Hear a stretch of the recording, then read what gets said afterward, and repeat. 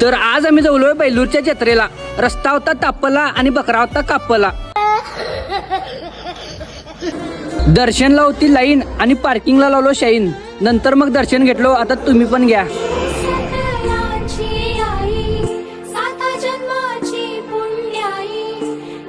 जत्रेस झाली गर्दी म्हणून मारतलं म्हटलो अर्धी.